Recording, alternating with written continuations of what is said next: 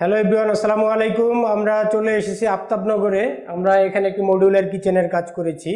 আপনাদেরকে দেখাবো আমরা কিচেনটা কিভাবে সাজিয়েছি।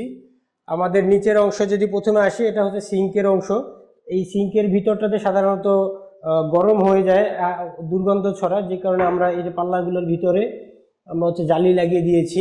এটা সম্পূর্ণ এইচপিএল বোর্ড এবং আপনার aluminium profile handle, aluminium profile edging দিয়ে আমরা এই কাজটা করেছি। ভিতরটাতে সম্পূর্ণ গর্জন, এটা নিচের অংশটাতে আমরা মেরিন প্লাই দিয়েছি, উপরের যে অংশটা এটাতে আমরা গর্জন প্লাই দিয়েছি। গর্জন প্লাইয়ের উপরে এইচপিএল শিট দিয়ে আমরা এই কাজটা করেছি। এদিকে এই অংশটাতে আপনার হচ্ছে একটা বিন আমরা ইনস্টল করেছি।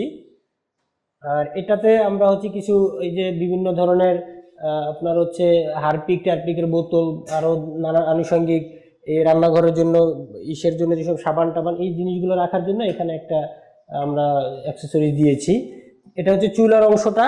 চুলার নিচে আমরা একটা কাটলারি সেট, 30 ইঞ্চি একটা কাটলারি সেট আমরা রেখেছি চামিচ টামিচ রাখার জন্য।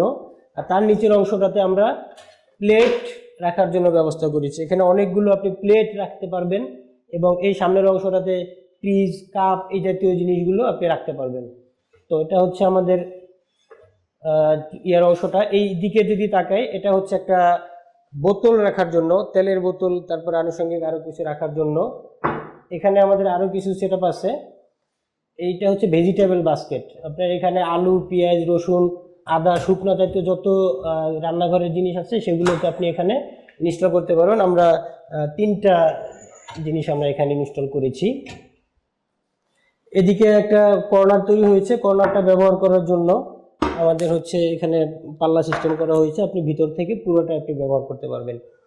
উপরের দিকে আমরা কিছু গ্লাসের পাল্লা রেখেছি, এখানে যদি কোনো কিছু ডিসপ্লে করতে চান সেটা রাখার জন্য।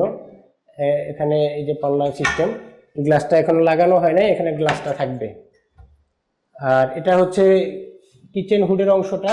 এদিকেও আপনি চাইলে অনেক কিছু রাখার ব্যবস্থা আছে।